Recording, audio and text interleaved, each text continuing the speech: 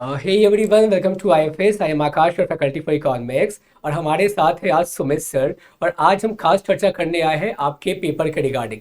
जैसा आप सभी को पता है, ऑब्वियस सी बात है, पता होगा आज हमारी इकोनॉमिक्स की पेपर थी। और मैं उम्मीद करता हूँ आप सभी ने पेपर काफ़ी अच्छे तरीके से लिखा होगा, क्योंकि हमें जो भी फीडबैक मिले हैं अपने स्टूडेंट से वो काफ़ी पॉजिटिव फीडबैक मिले हैं। हम लोग सुबह से लगे हुए थे कि किस तरह के पेपर आए हैं, आप किस तरीके से सवाल को टैकल करने वाले हो, आपका क्या एक्सपीरियंस रहा। जो फर्स्ट टाइमर है, जो पहली बार एग्जामिनेशन देने गए हैं, उनका क्या एक्सपीरियंस रहा है। क्योंकि हमारे बैचेस में कई सारे स्टूडेंट वैसे भी थे जो फर्स्ट टाइम एग्जामिनेशन अटेम्प्ट करने वाले थे, और बहुतों ने पहले भी अटेम्प्ट किया हुआ था, उनका क्या अप्रोच रहा है। तो हमने कोशिश की है जितना हद तक पॉसिबल हो सका है। आपके सुमित सर ने भी कोशिश की है बच्चों से फीडबैक लेने के रिगार्डिंग किस किस सेक्शन से किस तरह के सवाल पूछे गए हैं। और हमें जानकर लिटरली गाइस बहुत खुशी हुई। और सबसे बड़ी बात मैं ये मानता हूँ कि एक टीचर के लिए सबसे बड़ी जो अचीवमेंट होती है या फिर सबसे जो प्यारे शब्द होते हैं वो ये होता है कि सर जो आपने बताया था, जो आपने रिवीजन सीरीज में करवाया है हमें सवाल, वैसे ही सवाल हमसे पूछे गए हैं। और जो आपने खास करके गाइस अगर मैं बात करूँ तो इंडियन इकोनॉमी सेक्शन के रिगार्डिंग बच्चों ने काफ़ी ज़्यादा तारीफ किया है, काफ़ी प्रेज किया है। उनका मैं तहे दिल से शुक्रगुजार हूँ। उन्होंने बताया था कि सर आपने कहा था ये बातें कि रीसेंट ट्रेंड से सवाल पूछे जा सकते हैं, क्योंकि मार्च के मंथ में भी जो एग्जामिनेशन हुई थी वहाँ पे भी सवाल आपसे रीसेंट ट्रेंड पे पूछे गए थे। और इस बार भी आपसे मैंने जैसा बताया भी था इंडियन इकोनॉमी के डेडिकेटेड सेशन में कि आपको इंडियन इकोनॉमी वाले सेक्शन में किस किस चीज़ को माइंड में रखना है। मैंने बोला आपको कि आपको सेंसस पढ़ के जाना है। अच्छे खासे क्वेश्चन सेंसस से आज पूछे गए थे, बजट से सवाल आपसे पूछे गए थे, फिनेंस कमीशन से सवाल आपसे पूछे गए थे, गवर्नमेंट के योजना से सवाल आपसे पूछे गए थे। और कहीं ना कहीं हम सारे सवालों को डिस्कस प्रायर ही कर चुके थे अपने रिवीजन सीरीज वाले सेशन में, जो कंटिन्यूसली हमारी चल रही थी। और ये जो बातें होती है आप लोगों के एंड से लिटरली सुनकर काफ़ी ज़्यादा अच्छा महसूस होता है। लगता है कि हाँ, हमने जो भी मेहनत किया वो कहीं ना कहीं रंग ला रही है। और सबसे बड़ी बात ये होती है कि जो फर्स्ट टाइमर एग्जामिनेशन दे रहे होते हैं उनकी एक्सपेक्टेशन काफ़ी ज़्यादा होती है। जब वो किसी भी इंस्टीट्यूशंस को ज्वाइन करते हैं, किसी भी टीचर पे भरोसा जताते हैं कि मुझे इनके गाइडेंस के अंदर पढ़ना है, और जब वो आकर आपको बता रहे होते हैं कि सर मैंने एग्जामिनेशन काफ़ी अच्छा दिया है, उम्मीद करता हूँ कि इस बार ही मैं रिजल्ट लेकर आ रहा हूँ, तो गाइस वो चीज़ें काफ़ी ज़्यादा खुशी देती है ना। और मैं शुरू से ये मानता हूँ कि जब एग्जामिनेशन आप दे रहे होते हो तो केवल आप एग्जामिनेशन नहीं लिख रहे होते, बल्कि आपके थ्रू हम लोग भी एग्जामिनेशन लिख रहे होते हैं। और आपकी जीत हमारी जीत होती है और आपकी हार भी हमारी ही हार होती है। इसीलिए आज का जो दिन रहा है हमारा, शुरू से हम लोग काफ़ी ज़्यादा इंगेज रहे हैं, बच्चों से लगातार बात करते रहे हैं। आपके सुमित सर तो सुबह से लगे हुए थे, वो पूछ रहे थे कि इस तरह के क्वेश्चन को तुमने कैसे टैकल किया, तुमने मैक्रो के सेक्शन को देखा, इन सवाल पूछे गए तो तुमने क्या जवाब दिया है वहाँ पे, हर सेक्शन से कैसे सवाल पूछे गए हैं, ताकि इन सारे चीज़ों को इकट्ठा करने के बाद आपके साथ आकर इंटरेक्ट कर सके और चीज़ों को वन बाय वन डिस्कस कर सके। और सर आप अगर बिल्कुल। इस पेपर की देखोगे तो इस बार का पेपर जो रहा ना, थोड़ा एग्जैक्टली ज्यादा ही सर। फैक्चुअल रहा। Exactly sir. और मतलब जैसे पहले पूछा जाता था, इंडियन इकोनॉमी में क्वेश्चंस पूछे जाते थे फैक्ट बेस्ड, लेकिन इस साल जो है अगर प्रोपोर्शंस आप देखोगे तो वो ज्यादा है। तो एग्जैक्टली सर। आने वाले ईयर्स में भी अगर आप नेक्स्ट अटेम्प्ट के लिए भी प्रिपेयर कर रहे हो तो आपको जो है डाटा ज्यादा याद रखने की जरूरत है। चाहे आपका एग्जैक्टली। बजट कोई भी पॉलिसी हो, तो उसमें उस पॉलिसी को लेके बजट में क्या एलोकेशंस हुई हैं, कितने अमाउंट दिए हुए हैं, एक्चुअल फिगर। क्योंकि ऐसे ऑप्शंस बच्चे लोग बता रहे थे कि ऐसे ऑप्शंस थे जहां पे आप कोई एक मतलब अगर राउंड फिगर आप याद करके जाते हो तो वहां से आप बाकी दूसरे ऑप्शंस को एलिमिनेट भी नहीं कर पाओगे। एग्जैक्टली। तो जो है आपका मेहनत करने का और ज्यादा जरूरी है, और क्योंकि सर, जितने भी डाटा है सारे एग्जैक्टली के सर। सारे डाटा आपको और याद सर करने होंगे। इसी वजह से कहीं ना कहीं हमने जो अपने बैच में स्टार्ट किया था इंडियन इकोनॉमी का यस सेक्शन, सर। वो लास्ट में स्टार्ट किया था। और जानबूझकर सारे डेटा बेस्ड के रिगार्डिंग हमने ये भी बताया था कि आपको अपने एंड से भी की नोट्स प्रिपेयर करने हैं। और गाइस जिन स्टूडेंट ने वो किया, लिटरली वो काफ़ी अच्छे तरीके से इंडियन इकोनॉमी के सेक्शन को टैकल करके आए हैं। और खास करके जिन्हें इकोनोमेट्रिक्स वाले सेक्शन से डर लगती थी, जिन्हें मैथमेटिकल इकोनॉमिक्स वाले सेक्शन से डर लगती थी, और मैंने उन्हें बताया भी था कि आपको केवल स्पेसिफिक टॉपिक को स्टडी करके यस जाना सर। है। और सर आज के सेशन में बच्चों ने बताया कि सर सेट्स के क्वेश्चन थे, है यस ना, सर। सेट यस थ्योरी से सर। सवाल पूछे गए हैं, हमारे प्रोडक्शन फंक्शन वाले जो सवाल पूछे गए थे माइक्रो इकोनॉमिक्स वाले सेक्शन से। और कहीं ना कहीं इन सारी चीज़ों से गाइस अगर आप स्पेसिफिक तो इसको स्टडी किए होते तो लिटरली आज के एग्जामिनेशन में आपने बताया ना कि इस तरीके से आपने टैकल किया है, आप काफ़ी अच्छे तरीके से पेपर देकर आए होंगे, ऐसा मैं उम्मीद करता हूँ। और सर आप जो देखोगे बिल्कुल। ना, जो लास्ट के 2-3 वीक का जो हमारा वाईटी पे जो भी सेशन चला थे, तो उसमें जितने भी टॉपिक्स हम लोगों ने डिस्कस किया, चाहे वो मैथमेटिकल इकोनॉमिक्स का जो क्वेश्चंस थे, उसके जो अगल बगल के जो कॉन्सेप्ट थे हम लोगों ने जो डिस्कस किया था, उससे बहुत सारे क्वेश्चंस आपको देखने को एग्जैक्टली मिले। सर। जैसे कि आप ले लो, जब हम लोग मल्टीकोलिनिटी को डिस्कस कर रहे थे, एग्जैक्टली सर, और तो सवाल उस वहां पे पे भी आ जाए, हमने उस पे सब भी कुछ सवाल मेंशन आए थे। किया है। और कौन कौन सी बिल्कुल चीजें आपको ध्यान में रखनी थी कि कौन कौन सा टेस्ट उसके उससे बिल्कुल, रिलेटेड और है, मैंने वही चीजें देखा भी पूछी है आई। कि आपको सुमित सर ने अच्छे खासे टेस्ट करवाए थे, आपको इन इन कंडीशन में कौन कौन से टेस्ट का इस्तेमाल करते यस हो। सर। और वैसे सवाल में हम लोगों ने बताया भी था कि आम तौर पे मैच ऑफ द फॉलोइंग में सवाल पूछे जाते हैं, और वही सवाल guys match of the following में ही पूछे गए, है ना। Yes sir. तो जो बातें हम बता रहे होते हैं कहीं ना कहीं हमारे एक्सपीरियंस होती है, और सर कोई ये पहली दफ़ा नहीं है। Yes sir. पिछले बार का भी हमारा एक्सपीरियंस है, जो हमारे बच्चों ने क्वालिफाई किया था उनमें से एक ने केवल रिवीजन सीरीज देखा था गाइस मार्च अटेम्प्ट के पहले, और उसके बेसिस पे उसने अपना एलिस क्वालिफाई किया था। और इस बार हमारी उम्मीदें और ज़्यादा है काफ़ी पहले की तुलना में। जिन्होंने पिछली दफ़ा एलिस क्रैक किया है, इस बार उनसे उम्मीद है कि वो जीआरएफ लेकर आएंगे। और जो फर्स्ट टाइम एग्जामिनेशन देकर आ रहे हैं, भले ही उनकी सिलेबस इंटायर कवर भी नहीं हुई थी बैच लाइव में, बट यस सर। उनसे हमने केवल एक ही रिक्वेस्ट किया था कि आप वाईटी के सेक्शन को कंसिस्टेंट बेसिस पे देखिए, जहाँ पे हम रिवीजन सीरीज को लेकर आए हैं आपके लिए वापस से, और वहाँ पे मोस्ट इंपॉर्टेंट क्वेश्चन डिस्कस कर रहे हैं। और कहीं ना कहीं वो चीज़ें काफ़ी ज़्यादा हेल्प की है, और उसका ही नतीजा है कि आज हमें इतना पॉजिटिव फीडबैक देखने को मिला है। So guys without any further delay, मैं गुजारिश करूंगा सुमित सर के से कि आपके सामने वो मतलब पेश करेंगे कि किस तरह के सवाल आज पूछे गए हैं, किस किस सेक्शन से कैसे सवाल पूछे गए हैं, और जितना हमने इकट्ठा कर पाया है उतना हमने कोशिश की है आपके सामने लाने का। और बाकी जैसे जैसे अपडेट आती चली जाएगी, चाहे वो आंसर की के रिगार्डिंग हो, वो सब कुछ आपको टाइम टू टाइम हम अपडेट करते रहा करेंगे। So off to you sir, बच्चों को प्लीज़ थैंक यू बताइए सर। कि कैसे कैसे सवाल आज के सेशन में पूछे गए हैं। अगर आप देखोगे तो सर एक क्वेश्चन था, हम लोगों ने बहुत सेशंस में, चाहे यूट्यूब का जो जितने भी सेशंस हम लोगों ने लिए इस 2 वीक्स में, तो यहाँ पे बहुत सारे क्वेश्चन थे जो आप कोर्स थ्योरम डिस्कस कर रहे थे, राइट सर। Yes sir. तो वहाँ पे आप जो वैल्यूएशन करते हैं एसेट्स की, उस पे क्वेश्चन था आपका। पब्लिक गुड्स जो है, अगर आप माइक्रो में देखोगे तो पब्लिक गुड्स दिया हुआ था कि आपका जो 2 गुड्स है, इसको आप क्या करते हो। Let me just change the page, because ये शायद विजिबल ना हो स्टूडेंट को। हो जाएगा सर, जैसे कि। सर कुछ ज्यादा ब्राइट हो जाएगी basically. Okay sir, okay. Okay, just cross it first and we will change that. हम यहाँ से ना डिजाइन वो दूसरा ऑफ कर लेते हैं डार्क तरीके से।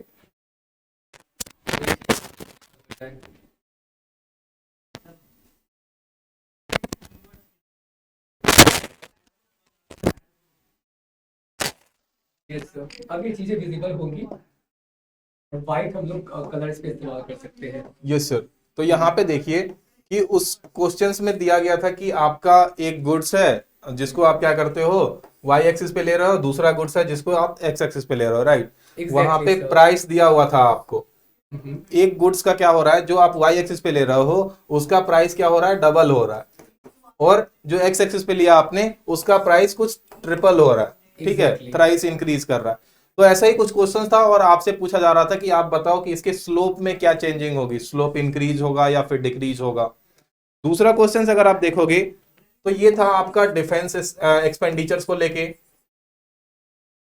हमने गाइस ये सवाल किए भी है ना, इन्वायरमेंटल इकोनॉमिक्स के सेक्शन में ये सवाल हमने किए भी थे, ठीक है, प्रायर।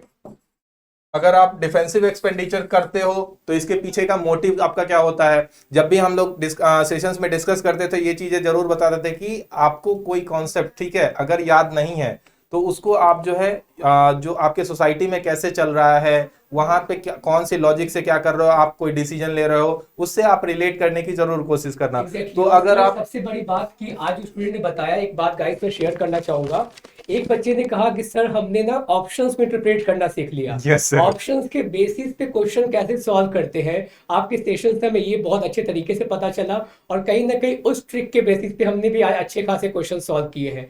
तो गाइस मैं ये मानता हूँ कि जो ये कॉम्पिटेटिव एग्जामिनेशन होती है, कोई सेमेस्टर एग्जामिनेशन तो है नहीं कि भर भर के आंसर लिखने हैं। अगर आप हार्ड वर्क के साथ में थोड़ा बहुत स्मार्टनेस भी इस्तेमाल करते हो, और वैसे भी कहा जाता है कि स्मार्ट वर्क का जमाना है, अगर आपने स्मार्टनेस यूज किया है ना अच्छे तरीके से गाइस, तो लिटरली क्वेश्चन काफी ज्यादा आसान तरीके से ही, मैं मानूंगा आसानी पूछे गए हैं। जहां तक हमें पता चल रहा है कि आपसे क्वेश्चन जिस तरीके के पूछे गए हैं वो ऐसा नहीं कि अछूता रहा हो हमसे। हाँ, कुछ क्वेश्चन होते हैं जो आउट ऑफ द बॉक्स होते हैं, कुछ क्वेश्चंस को तो हम भी मानते हैं कि वो मिसलेनियस टाइप के क्वेश्चंस होते हैं। और सबसे बड़ी बात ये होती है, हम तो ऐड भी देखते हैं ना, इवन डिटॉल किल्स 99.9% जर्म्स। तो वो जो 0.1% रह जाता है, डिटॉल भी उसे किल नहीं कर पाता। तो यस सर। लिटरली आपको एनटीए ये कहता भी नहीं है कि इंटायर 100 क्वेश्चंस को आपको सही करके आना है पेपर 2 में। पेपर 1 में 50 के 50 क्वेश्चन सही करके आने हैं।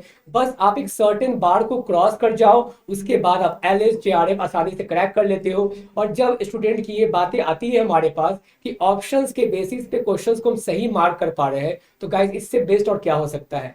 ये चीजें ये बताती है कि कहीं ना कहीं हार्ड प्रिपरेशन के साथ में स्मार्ट प्रिपरेशन भी रही है हमारी, और उसका ही नतीजा है कि आज हमें इतना कुछ सुनने को मिलता है। और ये सारी चीजें हमें आगे आने वाले सेशन के लिए और ज्यादा प्रेरित करती है कि और बेटर सेशन आपके लिए लाया जाए, क्योंकि आपके रिजल्ट में ही कहीं ना कहीं हमारी भी सक्सेस छुपी है।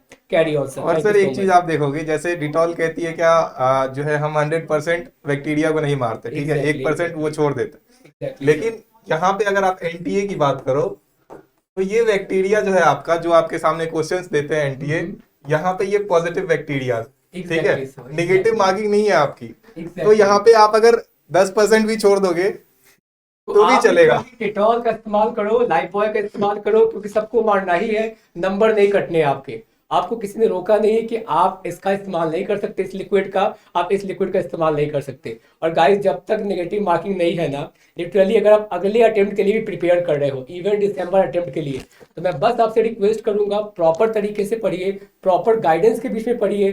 कोई 30 मार्क हाँ वाला एग्जामिनेशन नहीं है ये। अगर आप प्रॉपर तरीके से अवेयर हो, बिल्कुल स्मार्ट प्रिपरेशन किया है, तो गाइस आप रिजल्ट पहले से दूसरे अटेम्प्ट में ही लाने जा रहे हो। और इस बार का जो ईयर है हमारे लिए, वो किसी गोल्डन ईयर से कम नहीं है। Yes, 3 sir. अटेम्प्ट मिले हैं हमें, 2 अटेम्प्ट हो चुके और एक दिसंबर में भी एग्जामिनेशन होना है। तो अगर आप दिसंबर वाले फेज को टारगेट कर रहे हो, तो लिटरली जो भी हमारे एंड से बातें आती है उस पर थोड़ा बहुत ध्यान देने की कोशिश करेंगे। मैं मानता हूँ हर व्यक्ति की अप्रोच अलग होती है, लेकिन अगर कोई व्यक्ति अपनी एक्सपीरियंस शेयर कर रहा होता है और आपको लगता है कि वो आपके लिए बेनिफिशियल हो सकती है, तो उन चीज़ों को जरूर आपको फॉलो करना चाहिए। क्योंकि अल्टीमेटली जो दुनिया को भी मतलब होता है, इवन आपको भी जो मतलब होगा, ये फर्क नहीं पड़ता कितनी कॉन्सेप्चुअल क्लैरिटी है, आपने कितने घंटे पढ़ाई की है। दुनिया वही पूछेगी, आपने नेट क्वालिफाई कर लिया, आपने जेआरएफ क्वालिफाई कर लिया, कितना मार्क्स से आपका रह गया, आप क्यों नहीं कर पाए। तो बेटर है जो चीज़ें आपके लिए बेनिफिशियल है, जितना ज़्यादा से ज़्यादा हो सके आप उसे फॉलो करने की कोशिश करें। ठीक है, thank you sir, please carry on sir. Okay sir. अगर आप देखोगे डिफेंसिव एक्सपेंडिचर वाले जो ऑप्शंस थे यहाँ पे, तो जितने भी ऑप्शंस थे आप लॉजिकली उसको क्या कर सकते थे, एलिमिनेट कर सकते थे। ठीक है, यहाँ पे आपसे पूछा जा रहा था कि आप डिफेंसिव एक्सपेंडिचर करते हो तो वहाँ पे आप रिस्क मैनेज करते हो कि क्या करते हो, ये सारी ऑप्शंस थे वहाँ पे अवेलेबल। और अगर आप नेक्स्ट क्वेश्चंस की बात करो, तो आपसे MPS, marginal propensity to save और मल्टीप्लायर के बीच में कैसा रिलेशनशिप है, ये पूछा जा रहा था। ठीक है, ये हम लोग जानते हैं, इस दोनों के बीच में क्या है, आपका इनवर्स रिलेशनशिप। एमपीएस अगर आपका बढ़ता है तो मल्टीप्लायर क्या होता है, घटता है। और यही बातें जब आप एमपीसी के बारे केस में करते हो, तो ये क्या हो जाता है आपका 1 माइनस एमपीसी। तो ये क्या है, इसके साथ इसका पॉजिटिव रिलेशनशिप है, राइट। और अगर आप नेक्स्ट क्वेश्चन की बात करोगे, तो याद होगा आप लोगों को, हम लोग ने वाईटी के सेशंस में एक क्वेश्चंस किया था, और ये पीवाईक्यू ही था आपका, जहां पे एक ग्राफ दिया हुआ था ऐसा कुछ। ठीक है, और ये आपसे पूछा जा रहा था कि यहाँ पे आपका फर्स्ट ऑर्डर कंडीशंस जो है ये पॉजिटिव है या फिर नेगेटिव है, सेकेंड ऑर्डर कंडीशंस जो है ये पॉजिटिव है या फिर नेगेटिव है।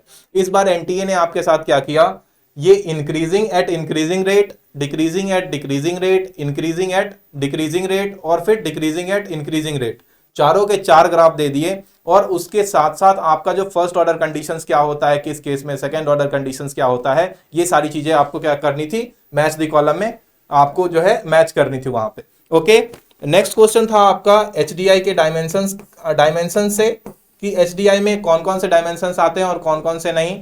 तो हम लोग ने आपको पहले भी बताया था कि चाहे आप एचडीआई की बात करते हो, आप देखो एनटीए का इस बार के एग्जाम में फोकस क्या था आपका, इंडियन इकोनॉमी पे ज्यादा था, या फिर आप देखो तो इंडिया के कॉन्टेक्स्ट में ज्यादा क्वेश्चंस वो पूछे जा रहे थे। जैसे आप देख लो बजट एलोकेशंस में अमाउंट, ठीक है, तो यहाँ पे हो सकता है आपका, हम सेशंस में भी डिस्कस किए थे कि एचडीआई हो गया या फिर आपका जेंडर इनइक्वालिटी इंडेक्स हो गया, जो इंडिया खुद क्या करती है, कैलकुलेट करती है कंपैरिजन करके जो आपका इंटरनेशनल इंडेक्स जो है उसके साथ। तो वहां पे इंडेक्सिंग में क्या डिफरेंसेस है, ये सारी चीजें हम लोग क्या कर रहे थे, डिस्कस कर रहे थे, राइट। यहाँ पे सेम चीजें आपके साथ यहाँ पे भी हुई कि एचडीआई का जो है डायमेंशंस ये पूछा गया। तो नेक्स्ट एग्जाम के लिए आप तैयार रहना इस चीज के लिए। और अगर आप देखोगे नेक्स्ट क्वेश्चन क्या था आपका, इकोनॉमिक इंटीग्रेशन से, ठीक है।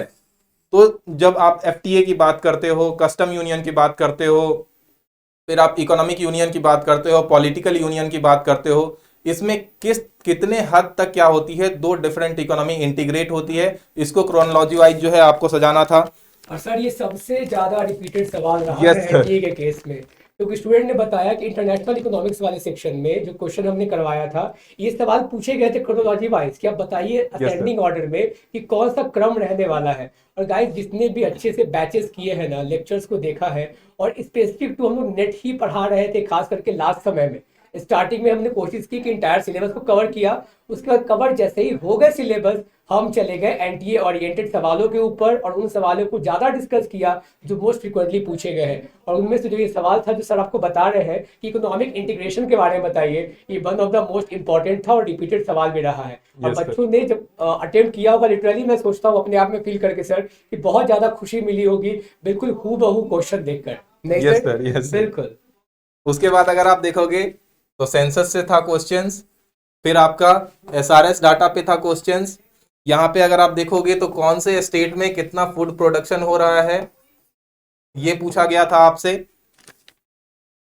और देखिए जस्ट एग्जाम से एक दिन पहले हम लोग डिस्कस कर रहे थे एलएम शेड्यूल को, राइट, जिसमें सर ये भी क्वेश्चन डायरेक्टली आ गया नहीं। हाँ, एलएम same. स्केड्यूल अपवर्ड होता है, बिल्कुल सेम टू सेम, और वो ज्यादा पुरानी बातें नहीं है गाइस। आप जाकर प्रीवियस के दूसरे लेक्चर को देखिए, Yes, sir. Last second lecture को, आपको दिखेगा हूबहू क्वेश्चन हमने डिस्कस किया है कि नहीं। इसीलिए मैं बार बार कहता था आपसे, अगर आपके मन में ये मिथ है कि केवल कॉन्सेप्ट्स पढ़ के चला जाऊंगा तो मैं एग्जामिनेशन को टैकल कर लूंगा आसानी से, तो 99.9% पॉसिबिलिटी है कि ऐसा नहीं होने वाला। जब तक आप प्रीवियस ईयर क्वेश्चन को नहीं टैकल करते, आप ट्रेंड को नहीं समझते, एनटीए के सेंटीमेंट को नहीं समझते, तब तक शायद पॉसिबिलिटी नहीं है कि एग्जामिनेशन आप क्रैक कर सको। और जो भी हम सीरीज लेकर आ रहे थे, कहीं ना कहीं उन क्वेश्चन को डिस्कस करने पे ज्यादा फोकस था जहां से डायरेक्ट क्वेश्चन बनते हैं, जिस कॉन्सेप्ट पे डायरेक्ट क्वेश्चन बनते हैं, या फिर जैसे कॉन्सेप्ट पे मोस्ट रिपीटेड सवाल आपसे एनटीए में पूछे गए हैं। और अगर आपको हमारी बातों पे यकीन ना भी हो, कभी हो सकता है कि हाँ, हर टीचर देखिए आपको मिलेंगे आज के समय में, वो बताएंगे हमने जो बताया वो आप देखोगे एग्जामिनेशन में आया, बच्चों ने बताया है। बट गाइस हमारे पास और क्या हो सकता है प्रूफ के तौर पे? हम तो आपको वही बता सकते हैं ना कि आप जाओ आईएफएस के साइट पे, इकोनॉमिक्स का प्लेलिस्ट ओपन करो, अब जाकर वहां पे हमारे सेशंस को देखिए, और जो हम आपको बातें बता रहे हैं कि रिसेंट की क्लास में जो हमने क्वेश्चन डिस्कस किया है, वो सवाल हमने किया है या फिर नहीं किया है, और वैसे ही सवाल आपसे एग्जामिनेशन में पूछे गए हैं या फिर नहीं पूछे गए हैं। क्योंकि आज के टेक्निकल वर्ल्ड में, डिजिटल वर्ल्ड में, सिर्फ बातें ऐवी बोली नहीं जा सकती जब तक आपके पीछे कोई तथ्य ना हो। और हम लोग जो भी बातें कर रहे होते हैं, कहीं ना कहीं तथ्य के बेसिस पे कर रहे होते हैं। और ये जो भी आप देख रहे हो ना कि हमारे हाथों में ये पर्ची है, ये सुबह से हम लोग लगे पड़े हैं स्टूडेंट से फीडबैक ले लेकर किस तरह के सवाल आए हैं। हर बच्चों को हर सवाल याद नहीं रहता, सारे पेपर 1 में कितने सवाल आए, पेपर 2 में कितने सवाल आए, हाँ, लेकिन जितने बच्चों से हमने पूछा, जो भी बाइफरकेट किया, कुछ जो कॉमन क्वेश्चन निकल कर आ रहे हैं, जो अलग क्वेश्चन निकल कर आ रहे हैं, हमने कोशिश किया है कि क्या हमने जो बातें बताई थी उनसे सवाल आए हैं कि नहीं आए। और सबसे बड़ी बात, खुशी हमारे चेहरे पर आपको इसीलिए दिख रही है कि मोर और लेस जो पिछले बार का एक्सपीरियंस रहा था हमारा, जो रिजल्ट्स रहे थे, इस बार भी कहीं ना कहीं उससे ज़्यादा अच्छा पॉजिटिव रिस्पॉन्स हमें देखने को मिल रहा है। और ये हमें ही मोटिवेट कर रही होती है फर्दर आपके लिए और भी इंटरेक्टिव सेशन लाने के लिए। ठीक है, तो और देखिए सुमित सर आपको क्या बता रहे हैं कि किस तरह के सवाल और सर आप देखोगे ना तो Exactly, मतलब sir. प्रिपरेशंस तो सभी करते हैं, और ये कुछ ऐसा एग्जाम्स भी नहीं है जिसको आप सेल्फ स्टडी से जो है ये क्लियर नहीं कर सकते। Exactly, sir. लेकिन दिक्कत ये होती है कि जो इनिशियल स्टेज में होते हैं, जो मतलब जिनका फर्स्ट अटेम्प्ट है, जिनका सेकेंड स्टेज है, अटेम्प्ट है, तो उनको जो है ये एनटीए का जो नेट का एग्जाम हो रहा है, इसकी लिमिटेशंस कहाँ कहाँ है ये नहीं पता है। आपको क्या चीजें पढ़नी है, क्या चीजें छोड़नी है, तो इसके लिए हम आपको जो है गाइड करते हैं यहाँ पे, राइट सर। और सर सबसे बड़ी बात है कि आज जो बच्चों ने बताया कि सर पैसेज के क्वेश्चंस तो इतने मजेदार थे, इतने Yes, मस्त थे कि उसका तो 20 मार्क्स पक्का है, क्योंकि हमने आसानी से क्वेश्चंस को पढ़ा, उसके ऑप्शन आसानी से हमें विजिबल हुए, दिखे, और इस बार उन्हें उतना टेक्निकल जो प्रॉब्लम होती है ना वो भी फेस करने को नहीं मिला, जहां तक हमारे स्टूडेंट्स ने हमें बताया है। अब मैं ये नहीं बता सकता कि बाकी स्टेट्स पे वो चीजें रही है नहीं रही है, वो तो आने वाले दिनों में पता चलेगा गाइस। बट पैसेज को लेकर बच्चे काफी पॉजिटिव दिखे, इवन पेपर 1 के सेक्शन में भी पैसेज काफी आसान पूछे गए थे। तो गाइस, और इस बार जो एग्जामिनेशन भी हुए हैं, कोई नॉर्मलाइजेशन क्राइटेरिया नहीं है। पहले फेज में एग्जामिनेशन हुआ है इकोनॉमिक्स का, मार्च के मंथ में देखने को मिला था कि दो दो फेज में एग्जामिनेशन हुए थे। इस बार अगर आपने स्मार्टली आंसर किया है ना गाइस, लिटरली मैं बस चाहूंगा कि कमेंट सेक्शन में कब आप लोग आकर बोलो कि sir I have qualified net, I have qualified JRF. ठीक है, Yes, carry sir. On sir please. उसके बाद आप देखो एलएम शेड्यूल पे क्वेश्चंस था, जहाँ पे आप शिफ्टिंग की बात करते हो, एलएम कर्व में शिफ्टिंग कैसे होती है।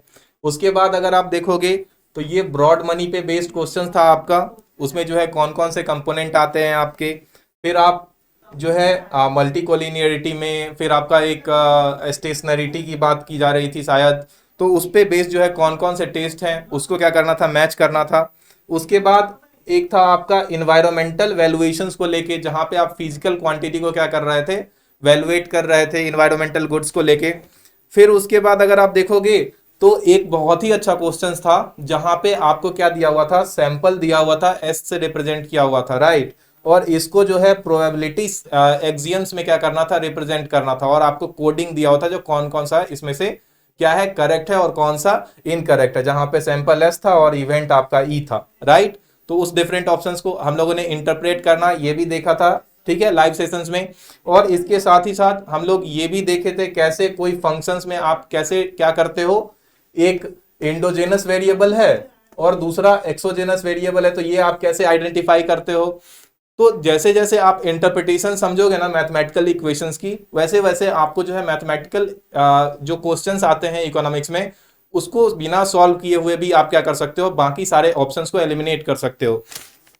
तो अगर आप देखोगे तो इस क्वेश्चंस में भी सेम चीजें चल रही थी आपकी, ऑप्शंस को आप एलिमिनेट कर सकते थे। उसके बाद रामसे रूल जो है, इससे क्वेश्चंस पूछा गया था आपका। फिर प्रॉपर्टीज जो है सेट थ्योरी का, जब आप दो डिफरेंट सेट को क्या करते हो, इंटीग्रेट करते हो, फिर आप यूनियन निकालते हो, इंटरसेक्शन निकालते हो, उसमें फिर आप तीसरे सेट को जो है ये यूनियन करते हो या फिर इंटरसेक्शन करते हो, तो उसका क्या प्रॉपर्टीज चलता है।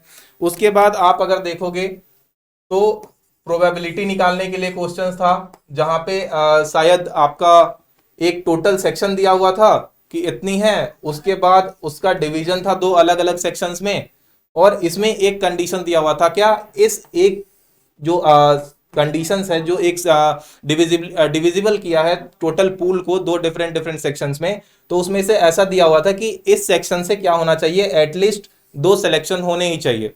तो उस केस में आपका जो प्रोबेबिलिटी क्या निकलेगा, हम लोग कंडीशनल प्रोबेबिलिटी की बात किए थे, राइट, अपने लाइव सेशंस में। उसके बाद अगर आप देखोगे तो आपको इंसिडेंस ऑफ टैक्स पे देखने को मिला था क्वेश्चन, राइट। और ये सारे टॉपिक्स जो है हम लोगों ने ऐप लाइव में एग्जाम से एक वीक से पहले, आपको क्लास स्टार्ट होने से पहले हम लोग डिस्कस कर रहे थे आपको कि आप लोग ये सारी टॉपिक जो है रिवाइज करके जाना एग्जाम्स में, और उन सारे के सारे टॉपिक से आपको जो है क्वेश्चंस देखने को मिले, राइट। यहां पे अगर आप देखोगे नेक्स्ट क्वेश्चन था आपका सफिशिएंट पैरामीटर्स, इसके प्रॉपर्टीज क्या थे, सफिशिएंट पैरामीटर्स, कब आप किसी पैरामीटर्स को सफिशिएंट पैरामीटर्स कहोगे, राइट। फिर आपका जो G20 हुआ है 18th, इसका जो मोटो था ये क्या था। फिर आप देखोगे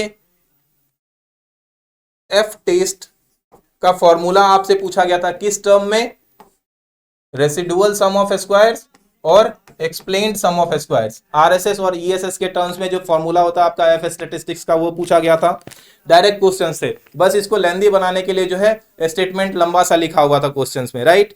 उसके बाद आपको फिस्कल डेफिसिट,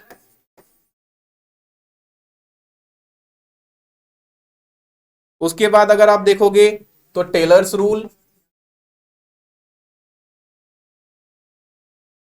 कुछ ऐसे क्वेश्चंस होते हैं जो आप क्या करते हो, मतलब उसको आप अगर नेग्लेक्ट करके भी जाते हो, जहां पे आप देखते हो कि क्या और सर वैसे क्वेश्चंस में ही जय माता दी काम आती है, नहीं? यस मैं जो बता रहा था कुछ question out of the box questions होते हैं, हर क्वेश्चन को गाइस टैकल नहीं किया जा सकता, कुछ चीजें हमारे माइंड से भी स्किप होती है, क्योंकि Yes, वैसे sir. जो क्वेश्चंस होते हैं ना हमें भी देखने को नहीं मिलते। इवन अगर आप भी प्रीवियस ईयर क्वेश्चंस को एनालाइज कर रहे होगे तो शायद ही आपको कभी टेलर्स रूल जैसा कुछ देखने को मिला होगा। तो गाइस हम लोग क्या करते हैं वैसे हालातों में, अगर आप फंसते हो तो जय माता दी करते हो, जो ऑप्शन सही लगता है उसे टिक करते हो, क्योंकि नेगेटिव मार्किंग तो है नहीं, और आप आगे बढ़ते हो। तो हर तरह का क्वेश्चन का मजा लेना चाहिए। अगर मान लीजिए सही हो जाए तो वेल एंड गुड, यानी कि लक भी आज आपके साथ था। नहीं, और चलिए। सर वैसे भी आप देखोगे तो हमें तो 100% तो स्कोर करना है नहीं। एग्जैक्टली सर, और एग्जैक्टली। अगर एग्जाम्स में सारे के सारे क्वेश्चंस जो आपने याद करके गया वही आ गए, तो आपका ये 100% नंबर, मतलब 300 में 300। और जो कुछ चीजें छोड़ के गया और उसको जो है 284 आया, या फिर आपका जो भी आप नंबर काउंट कर लो, तो यहाँ पे ये जो डिफरेंस भी जो है ना, कोई मैटर नहीं करता आपका। एग्जैक्टली, अल्टीमेटली दोनों के पास क्या है आपका, जीआरएफ ही है। और सर सबसे बड़ी बात ये है कि सरकार स्टाइपेंड भी बराबर ही देने वाली है। यस तो सर, यस वो सर। टॉपर्स को ज्यादा स्टाइपेंड देगी नहीं, है ना। हाँ। हाँ, वो अपने अंदर वो अच्छा लगता है कि हम टॉपर है, ऑल इंडिया रैंक है, बट स्टिल आप थोड़ा बहुत स्मार्ट रहिए। हाँ। बस टॉपर की रेस में नहीं रहना है, हमें बस टारगेट करना है, एग्जामिनेशन क्रैक करना है, प्रॉपर तरीके से रिसर्च करना है, अपने ड्रीम कॉलेज का पार्ट बनना है, और कल को सोसाइटी में एक अच्छे असिस्टेंट प्रोफेसर के तौर पे नियुक्त होकर आप जो भी चेंज ला सकते हो, स्टूडेंट की चीज़ों को आप चेंज कर सकते हो, उनके थिंकिंग को, माइंडसेट को आप जितना ज़्यादा अपने सब्जेक्ट के अकॉर्डिंग अवेयरनेस फैला सकते हो, अल्टीमेट वही हो जाता है जो आप सक्सेसफुल बनाती है चीज़ें आपको। नहीं, और सर वैसे भी देखोगे तो टॉपर्स तो चमकते ही हैं, बिल्कुल। लेकिन इनसे ज्यादा बैक बेंचर्स चमकते हैं। जैसे आप लोग हमें देख सकते हैं, नहीं, खास करके मुझे, क्योंकि सुमित सर तो आपके टॉपर रहे हैं भाई। बिल्कुल सर, कैरी हो। ओके। और अगर आप नेक्स्ट क्वेश्चंस की बात करो, तो ये आईएलएस के एस्टिमेशंस प्रोसेस क्या थे, ठीक है, कब आप क्या करते हो, स्ट्रक्चरल इक्वेशंस बनाते हो, फिर उसका जो है एस्टिमेशंस प्रोसेस आप कब करते हो, तो ये सारी चीजें जो है आपको उसमें पूछी गई थी। अब आप देखिए 15th फाइनेंस कमीशन, आपको इसका कंपैरिजन 14th के साथ, आपका कौन सा न्यू वेरिएबल्स जो है ये ऐड हुए थे डिवेल्युएशंस में, कौन सा क्राइटेरिया जो है ऐड हुआ था, किस क्राइटेरिया का वेटेज जो है बढ़ाया गया था, किस क्राइटेरिया का वेटेज घटाया गया था, ये सारे कंपैरिजन्स हम लोगों ने किए थे वाईटी पे। इस पे बेस जो है ये आपको क्वेश्चंस पूछा गया था कि कौन सा क्राइटेरिया जो है ये सबसे ज़्यादा है, क्रोनोलॉजी वाइज आपको क्या करना था, सजाना था। अब देखिए, फिर आपका एक था मैचिंग में प्रॉब्लम, मैचिंग का क्वेश्चन, जहां पे आपको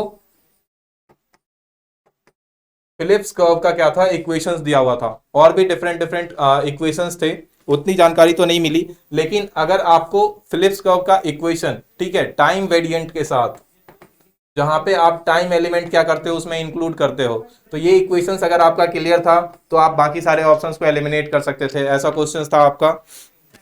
उसके बाद अगर आप देखोगे तो मल्टी कोलिनियरिटी में उसके सिम्टम्स क्या क्या हैं, उसमें क्या क्या प्रॉब्लम्स होते हैं, इस पे बेस्ड क्वेश्चन था आपका। उसके बाद अगर आप देखोगे तो इम्पॉसिबिलिटी ट्रिनिटी, जहां पे आप fixed exchange rate, flexible exchange rate और क्लोज्ड इकोनॉमी की बात करते हो, उस पे बेस्ड जो है ये क्वेश्चन था।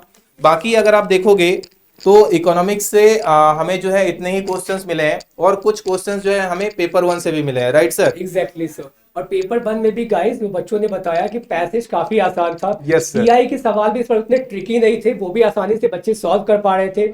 और खास करके जो पेपर 1 का सीरीज चला है हमारा महा मैराथन, जो Yes, हमने sir. लिया था लगातार, वो कंटिन्यूअसली 10:30 से 12:30 बजे के बीच में, जहाँ पे डीआई के क्वेश्चन हो, मैथमेटिकल रीजनिंग के क्वेश्चन हो, वो काफी ज्यादा हेल्पफुल रही है। कम्युनिकेशन, टीचिंग, रिसर्च, हाँ, हालांकि बच्चों ने सर ये भी बताया कि Yes, कई sir. सारे सवाल इस बार ब्लेंडेड सवाल पूछे गए थे, डायरेक्ट सवाल पूछे नहीं गए थे, ब्लेंडेड सवाल थे। और गाइस जिसके लिए हम लोग प्रिपेयर भी कर रहे थे आपको पेपर 1 के भी सेक्शन में, कि कभी भी अगर हमसे कोई पूछता है कि कोई एक पर्टिकुलर बुक सजेस्ट करने के लिए जिसके बेसिस पे आप पेपर 1 को टैकल कर लो आसानी से, तो मैं हमेशा कहता हूं कि कोई भी एक पर्टिकुलर बुक वैसा नहीं है जो आपको हेल्प करेगा जब तक आप क्वेश्चन प्रैक्टिस नहीं करते। और अगर आपको पेपर 1 इंप्रूव करना है गाइस, उसमें स्ट्रांग बनाना है खुद को, तो सबसे अच्छी बात यह है कि जितना आप रिसेंट ट्रेंड के क्वेश्चन को प्रैक्टिस करोगे, खास करके पिछले 2-3 साल के क्वेश्चंस को भी अगर आपने प्रैक्टिस किया है ना, सारे इंटायर सेक्शंस के, तो पेपर 1 आपका ऑटोमेटिकली क्या हो जाएगा, स्ट्रांग हो जाएगा। और सर, और मोर और लेस अवेयरनेस के ऊपर ही चीजें जाती है सर, नहीं? और सर अगर आप देखोगे तो हम लोग पेपर 1 का जो सेशन चला रहे थे 10:30 से 12:30, एग्जैक्टली, उसमें जो भी डीआई के क्वेश्चन सॉल्व करवाए, उस समय भी हम लोगों ने ऐसा बताया था आप लोगों को कि जहां पे आपका मिसिंग डाटा का प्रॉब्लम होगा, राइट। Exactly. तो वो सबसे इजी क्वेश्चंस होता है, क्योंकि आप देखो, आप खुद ही सोचो कि कोई भी टॉपिक आप क्या कर रहे हो, यहाँ पे डिस्कस कर रहे हो, आप किसी को पढ़ा रहे हो, राइट। तो आप जब इनिशियल आवर में होगे, स्टार्ट करोगे इस टॉपिक को, तो यहाँ पे आप क्या करोगे, बहुत ही इजी इजी कॉन्सेप्ट्स बताओगे, और जैसे जैसे आप डीप जाते जाओगे, यहाँ पे क्या होगा, आपका कंसंट्रेशन, कॉन्सेप्ट का जो कंसंट्रेशन होगा, ये क्या होता रहेगा, इंक्रीज होता चला जाएगा।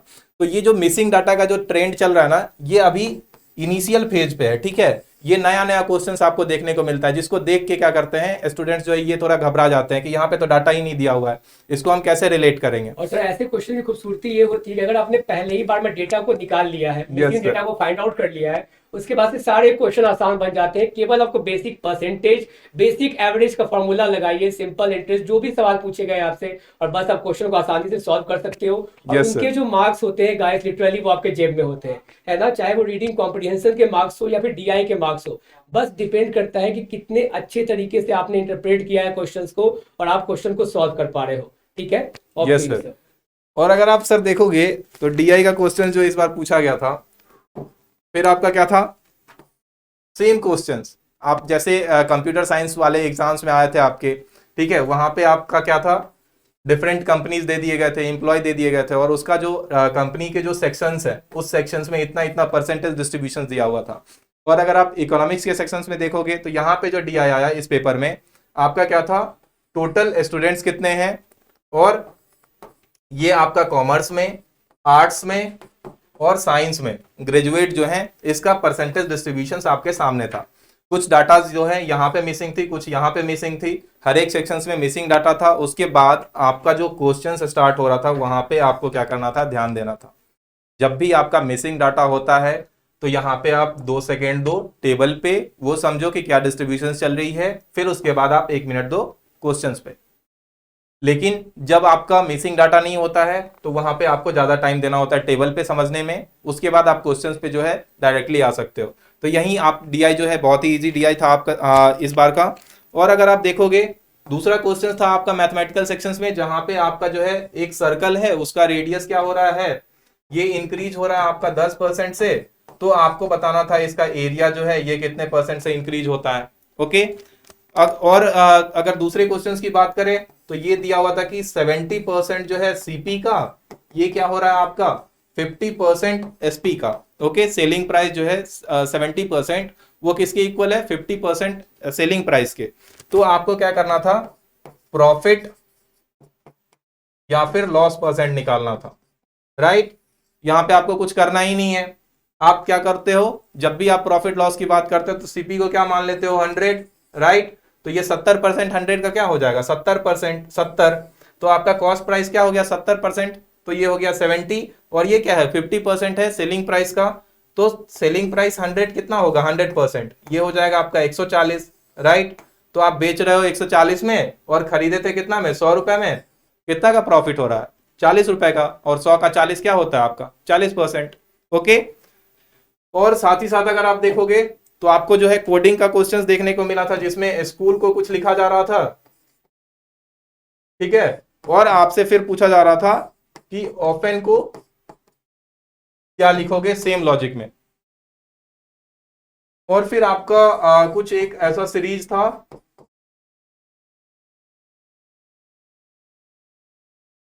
और आपको जो है नेक्स्ट टर्म फाइंड आउट करनी थी। ये सीरीज भी बहुत ही इजी था आपका। यस सर, और बच्चों ने ये बताया भी कि कोडिंग डिकोडिंग का क्वेश्चन काफी ज्यादा आसान Yes, है ना, sir. आप पढ़ के आसानी से उसे सॉल्व कर सकते थे। और क्या है सर पेपर उसके 1 के बाद रिगार्डिंग? उसके बाद था सर एक आपका सिंपल इंटरेस्ट दिया हुआ था, जिसमें Exactly. 2 साल का आपका अमाउंट दिया हुआ था कि 2 साल में जो है किसी रेट पे कोई अमाउंट जो है इतना में कन्वर्ट हो जाता है, 1000 में, ओके सर। और दूसरा इंफॉर्मेशन दिया हुआ था कि वही अमाउंट 4 साल में आपका कन्वर्ट हो जाता है कहाँ पे, 1100 में। तो आपसे पूछा जा रहा था कि इसका जो रेट है, रेट ऑफ इंटरेस्ट, ये कितना है। और हम लोग जानते हैं कि ये क्या है आपका सिंपल इंटरेस्ट में। तो सिंपल इंटरेस्ट में अगर टाइम पीरियड दिया हुआ है, तो हर एक टाइम पीरियड में क्या होगा आपका इक्वल रेट ऑफ इंटरेस्ट मिलेगा आपको। तो यहाँ पे अगर आप देखोगे, तो ये देखिए 2 से 4 साल में जा रहे हो आप, तो यहाँ पे क्या है, 2 ईयर का टाइम पीरियड है। तो 2 साल में आप कितने का इंटरेस्ट कमा रहे हो, ये कमा रहे हो आप 100 रुपए का। ओके, यहां तक है। अब देखिए इनिशियल जो इंफॉर्मेशन दी हुई है आपको कि 2 साल में 1,000 हो गया आपका, तो इसमें आपका अमाउंट है ये, तो इसमें प्रिंसिपल कितना होगा? प्रिंसिपल होगा आपका 1000 माइनस 100, ये हो जाएगा क्या? 900 रुपए। तो आपको 900 रुपए पे कितना रेट ऑफ इंटरेस्ट पे, आप जब सिंपल इंटरेस्ट निकालते हो तो ये क्या होता है आपका P into R into T by 100, जहां पे आप P क्या करते हो? Principal amount. प्रिंसिपल अमाउंट क्या हो गया आपका? 900, और टाइम पीरियड कितना है? 2 साल के लिए। तो आप ये सिंपल इंटरेस्ट कितना हो रहा है आपका? 100 का इंटरेस्ट आ रहा है इस 2 साल में। तो ये आप इक्वेशंस को यहां से क्या कर सकते थे? सॉल्व कर सकते थे, और आर की वैल्यू जो है ये आप निकाल सकते थे। तो पेपर 1 में इतना ही क्वेश्चन हम लोगों को मिला था।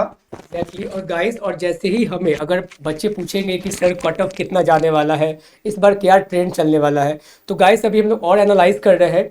उम्मीद करते हैं कि जो पहले बार का कट ऑफ रहा था, मोर और लेस चीज़ें सिमिलर ही चलने वाली है। Yes, क्योंकि अगर आप मार्च अटेम्प्ट को भी देखोगे तो क्वेश्चन उस समय भी समहाउ इतने ही रहे थे, ऐसे ही टाइप के रहे थे। मतलब आप कहोगे तो इजी टू मॉडरेट ही रहे थे। कुछ कुछ क्वेश्चंस वैसे आप कह सकते हो कि मॉडरेट टू हाई लग सकता है बच्चों को, बट जो ट्रेंड पूछोगे कट ऑफ का तो वो मोर और लेस चीज़ें सेम रहने वाली है। हालांकि अभी जब हम लोग प्रॉपर एनालाइज करेंगे तो आपको बिल्कुल पर्टिकुलरली बताएंगे कि कट ऑफ का ट्रेंड क्या रहने वाला है। बट आज के सेशन में जो हमें डिस्कस करना था आपके साथ में, जितनी हमें फीडबैक मिली थी अपने बच्चों से, जिस तरह के सवाल आए थे, हमने क्या किया है, बस उसे डिस्कस करने की कोशिश की है। तो उम्मीद करता हूँ इन सारे सवालों को आपने सही तरीके से टैकल किया होगा। कुछ सवाल अगर गलत हो भी जाते हैं गाइस तो कोई दिक्कत नहीं है। मैंने क्या बताया, एनटीए एक ऐसा एग्जामिनेशन है आपका यूजीसी नेट वाला कि अगर आपने 75 to 80 अपने पेपर 2 यानी कि पेपर 2 कोर पेपर में आपने स्कोर किया है, मतलब एनटीए आपको अलाउ कर रहा है कि आप क्या कर सकते हो, 20 से 25 क्वेश्चन गलत करके आ सकते हो। अब बताइए कोई है वैसा एग्जामिनेशन? एनटीए कह रहा है आपको। तो आज के सेशन में भी हम जितना क्वेश्चन डिस्कस कर रहे थे और आपको जो सर एक्सप्लेन कर रहे थे कि इस तरीके से सॉल्व कर सकते हो, और शायद आपका आंसर वैसा ना आया हो, तो इक्का दुक्का क्वेश्चन गलत हो सकता है, और गलत गाइस होना भी चाहिए थोड़ा बहुत, तभी तो पता रहेगा। वो वैसे कहते हैं ना, एक कहावत है, सब कुछ पा ही लोगे जीवन में तो ख्वाहिश किसकी करोगे। Yes, sir. बात समझ में आ रही है? लिटरली बात वही है। तो इससे हताश नहीं होना है कि मेरे कुछ सवाल गलत हो गए। बात समझ में आ रही है? सिमिलरली अगर मैं पेपर 1 की बात करूंगा तो आपने 35 से 40 के बीच में अगर आपने सही किया है तो एनटीए कहता है आपको कि आप 10 से 15 क्वेश्चन गलत करके आइए। बट उतने क्वेश्चन में क्या होना चाहिए आपका, ये जो है वो बिल्कुल आपने कॉन्फिडेंटली सही टिक किया है, कॉन्फिडेंस के बेसिस पे क्वेश्चन को अच्छे से इंटरप्रेट किया, उसके बाद लॉजिकली आंसर किया है। पेपर 2 तो आपका कोर पेपर है, वहां पे भी अगर कुछ मिस्टेक हुई होगी तो गाइस इस बार के कॉम्प्रिहेंशन इजी थे, आप वहां से भी कंपनसेट कर पाओगे अगर आपने अच्छे तरीके से टैकल किया होगा तो। बस मैं इतना उम्मीद करता हूं कि आज जो भी हमें फीडबैक मिले हैं वो पॉजिटिव ही मिले हैं। किसी बच्चों ने, मैंने क्या बताया, इवन फर्स्ट टाइमर ने भी हमें पॉजिटिव फीडबैक दिया है, तो वहां से कॉन्फिडेंस और बढ़ जाती है कि हाँ हमारी जो सीरीज है उनके लिए काफ़ी ज़्यादा हेल्पफुल रही। बैच के वो पार्ट बनकर बहुत कुछ सीख पाए हैं, और उम्मीद करते हैं कि इस बार वो सब और आप सभी फ्लाइंग कलर्स के साथ एग्जामिनेशन पास करने वाले हो। और जैसे जैसे अपडेट आती रहेगी एनटीए के द्वारा, हम आपके साथ इंटरेक्ट करते रहेंगे, चाहे वो कटअप के ट्रेंड को लेकर हो या और भी सारी चीज़ें हो। With this we wrap up the session over here. उम्मीद करता हूँ कि सेशन आपको पसंद आया होगा, लेकिन एक रिक्वेस्ट मैं वापस से करना चाहूँगा, जैसा आपको सुमित सर ने बताया भी, ये कोई वैसा एग्जामिनेशन नहीं है कि आप बिना सेल्फ स्टडी किए निकाल सकोगे। आपको टीचर की रिक्वायरमेंट पड़ेगी ही पड़ेगी, ऐसा कुछ नहीं है। लेकिन हाँ, अगर आप एक फर्स्ट टाइमर हो और आप भटक रहे हो कहीं ना कहीं, कुछ दोस्त आपको ये बता रहे हैं वो बता रहे हैं, तो एक बेटर आपके लिए सजेशन ये रहेगा, किसी ऐसे जगह का हिस्सा बनिए जहाँ पे आपको प्रॉपर गाइडेंस मिल सके और आप शॉर्ट स्पैन ऑफ टाइम में इस एग्जामिनेशन को क्रैक करके अपने ड्रीम एग्जामिनेशन का जो तबका है वो अपने ऊपर लगा सके। और विद सर दिस हम लोग Yes, मतलब sir. पढ़ते तो सब कुछ है, लेकिन हम Exactly. लोग में अगर एग्जाम्स नहीं निकलती है तो वो दिक्कत ये होती है कि हम लोग रिजल्ट ओरिएंटेड नहीं पढ़ते। एग्जैक्टली और सर फिर कहीं ना कहीं सेल्फ डाउट भी क्रिएट हो जाता है Yes, हमारे sir. ऊपर कि इतना प्रिपरेशन करने के बाद भी एग्जामिनेशन क्यों नहीं निकल पा रहे। तो गाइस एक बात ना मुझे शुरू में ना एक अपने कॉलेज लाइफ में पता चली थी कि एग्जामिनेशन में पढ़ाई करना और एग्जाम में अच्छा स्कोर लाना दो वो भी अलग-अलग अलग अलग चीजें। चीजें हैं। एग्जाम राइटिंग भी, आंसर राइटिंग भी एक कला है अपने आप में, एक आर्ट है। आप यूपीएससी एस्पायरेंट के अगर पेपर देखते होगे वो कितने अच्छे तरीके से वहां पे मैप्स ड्रॉ करते हैं, टेबल ड्रॉ करते हैं, चैट ड्रॉ करते हैं, और उनके मार्क्स काफी अच्छे खासे आते हैं। और हालांकि जो दूसरे कैंडिडेट होते हैं उन्होंने भी भर भर कर चीजें लिखी हुई होती हैं, बट स्टिल जो कॉपी खूबसूरत लगती है, ज्यादा इंटरेक्टिव लगती है, आई कैचिंग लगती है, वो उन व्यक्ति की लगती है जिन्होंने ज्यादा क्रिएटिविटी दिखाया है अपने प्रिपरेशन में, अपने आंसर राइटिंग में। सिमिलरली केवल हार्डवर्क का ज़माना नहीं है, आपको थोड़ा बहुत स्मार्ट रहना पड़ेगा, और अगर आपने स्मार्ट अप्रोच के साथ, सही अप्रोच के साथ प्रिपरेशन किया तो बहुत कम समय में आप प्रिपरेशन भी कर पाओगे और अपना रिजल्ट भी लेकर आ पाओगे। विद दिस उम्मीद करता हूँ सेशन आपको पसंद आया होगा। अगर आपको सेशन हमारा पसंद आता है तो आप हमारे वीडियो को लाइक कर सकते हैं, चैनल को सब्सक्राइब कर सकते हैं और बेल आइकन प्रेस कर सकते हैं। और साथ ही साथ अगर आप इकोनॉमिक्स से प्रिपेयर कर रहे हो तो आप आईएफएस की जर्नी का हिस्सा भी बन सकते हैं एंड उन तमाम स्टूडेंट्स के बीच में अपने नाम को दर्ज कर सकते हैं जिन्होंने इस पर्टिकुलर प्लेटफॉर्म से अपने एग्जामिनेशन में सफलता प्राप्त की है। तो we wrap up the session over here and good luck to all of you. उम्मीद करता हूँ सेशन आपको पसंद आया होगा। Thank you so much and have a happy learning. Bye bye. Thank you.